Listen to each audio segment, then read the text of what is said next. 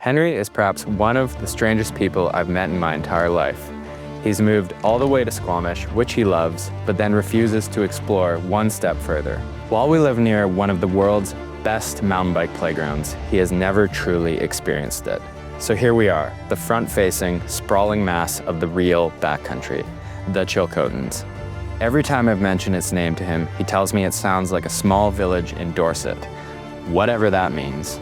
But there's nothing small about this place.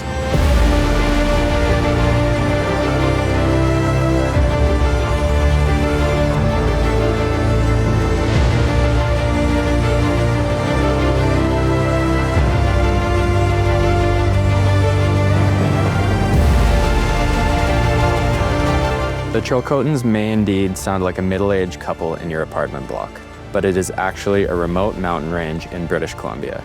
It homes some of the best backcountry riding in BC, dare I say the world. Its lakes, ranges, valleys, and wildlife make it almost totally inaccessible by car, meaning that access boils down to 4 main options: float plane, horse, hike, or bike. Needless to say, you know what we're going for. So with the brief of sourcing our perfect bike for our perfect trip, Henry and I agreed to meet at the beautiful Mosen Pond on a scorching summer's day. And let me tell you, I think I have something very, very special.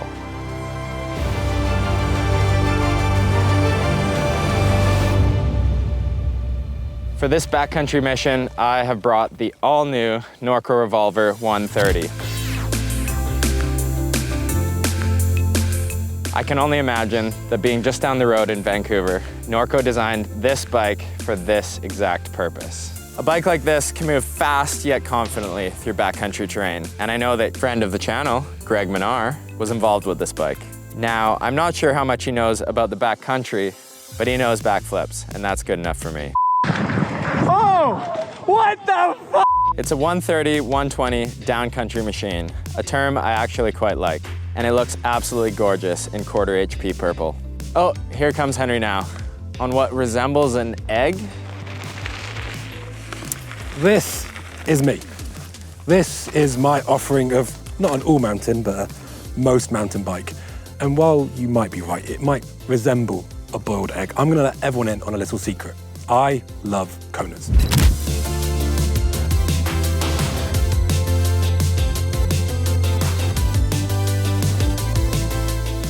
Whilst there are bike brands out there that are perceived to be more elegant, when it comes to geometry, ride feel, and suspension character, I love the short and sweet taste of a Kona.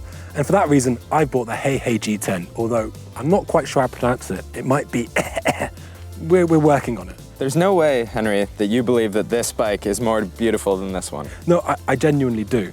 That, to me, is a great looking bike, but it's almost a caricature of handsome. It's like handsome Squidward, but inbred for a further 5 generations. That bike has more holes in it than a Kentucky state sign. Yeah, but it needs it because XC riders are f***ing insane. And they just are absolutely obsessed with strapping as much crap to their bike as humanly possible. You can have tubes, tube, pump, water bottle, water bottle. Why didn't you use it for your bear spray? Honestly, well, because I'm planning on outrunning Tom. That's my whole plan for bear attacks. I think we can both outrun Tom. Yeah.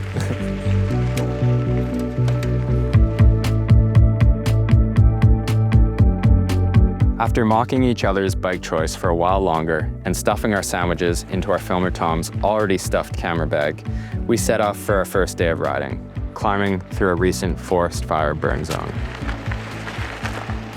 Now, I love cross-country riding, but the problem with backcountry specifically is that it often takes you 5 hours driving to get there. When you do 100 meters of climbing and then get told this is the really good bit before descending a fire road at 80 kilometers an hour and getting cross-rutted. You end up back where you began, feeling like you never really got much bang for your buck, albeit now you have far more sunburn and road rash. Remi told me that this place was going to be something of a glowing alpine meadow. And while it's beautiful in its own way, it's a bit more like Mordor in spring.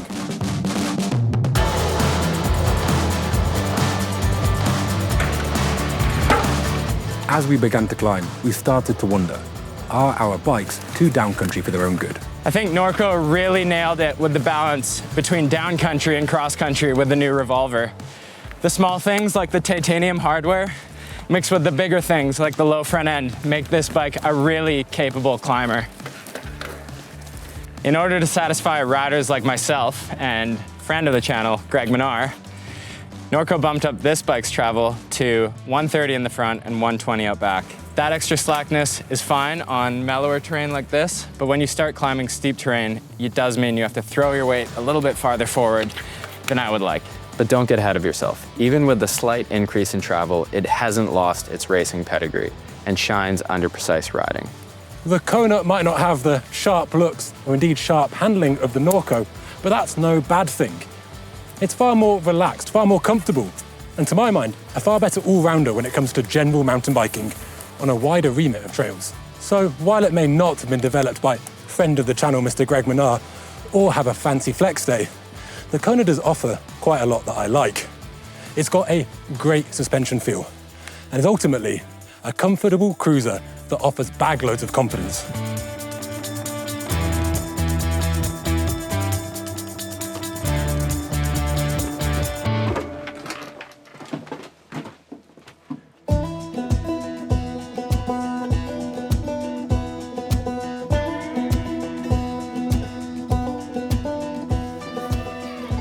I have to admit, I am a little bit embarrassed to have lived in British Columbia for so long, yet having never made it out before. The truth is, I'm just not that adventurous of a person, and we are out there, even if underrepresented in the outdoor media. I like what I know, and I know what I like, and while I've got nothing against big days, that part of your brain that gets fired up about adventure riding, well, it's not really there for me. I'm just a bit of a homebody. After all, the ancient trails that we're travelling on, that were later adopted by gold prospectors, might be great for your horse and your wares and all your property, maybe less great for rattling along on 120 mil of travel. But then again, maybe the idea of prospecting for gold isn't so alien. The idea that each new valley could hold the very thing that you're seeking. Maybe it's a bit like backcountry riding after all.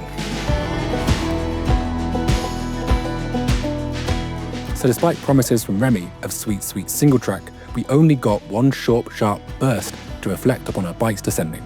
While the Kona might not have been designed by friend of the channel, Mr. Greg Minar, or have a fancy flex day, it is still a very fast, very fun 120mm 29er with a great suspension feel. And yes, it's a bit more stable at speed, but it's definitely not an enduro bike either. I thought with Norco being such a gravity-focused brand that this Revolver would be a bit more of a brute, but boy was I wrong. If I wanted to bring an enduro bike on one of these trips, I'd bring an enduro bike. But this thing climbs nimbly and is a hell of a lot of fun to descend.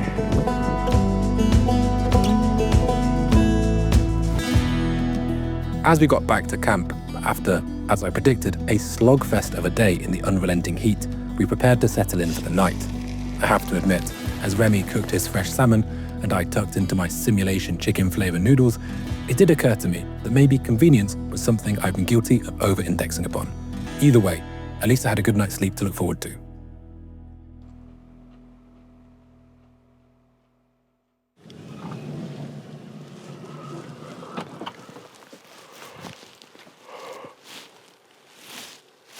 How'd you sleep, Henry?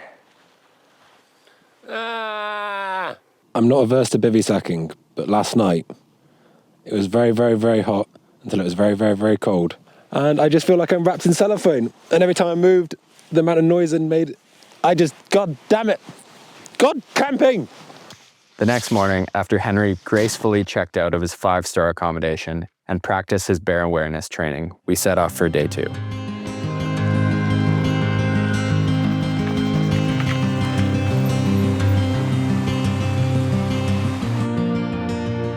As we approached the top of the ridgeline that was as defined as Henry's Farmers 10, the little bike, big place mantra started to make more sense. So many mountain bikers are drawn toward big, heavy enduro bikes, and descending DH tracks will be the closest thing to the mountain biking ideal. But there is something so arresting about these little bikes slicing their way through the landscape, rather than a big bike trying to dull and damp everything in its path. I had a feeling Henry was about to come to his own moment of backcountry epiphany. You know, yesterday, the bits of the trail road were so boxed in, what we could see didn't look great and we couldn't see anything else. They weren't particularly good, the puncture, the heat, we ran out of water, the company. But today, honestly, I've had quite a nice day with you, Remi. And this I think is what it's all about. If this is what backcountry riding is, sign me up.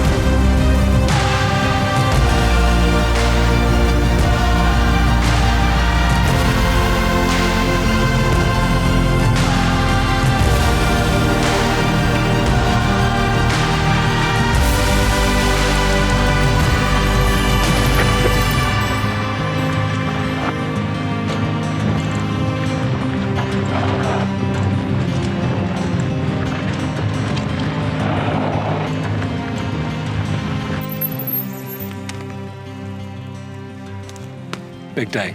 We did it. Remi, the Chilcotins isn't a station on the Northern Line after all. It's a real place with big old mountains. We had a brief to choose a bike that was 5 inches of travel, 120 mil, 29er, fast, as well as proving that backcountry doesn't suck. Does your bike satisfy that brief? Absolutely. It's great on the ups. It's super fun on the downs. You got to work a little bit for it, but you got to work for the Chilcotins as well. So I think absolutely. Would you choose it again?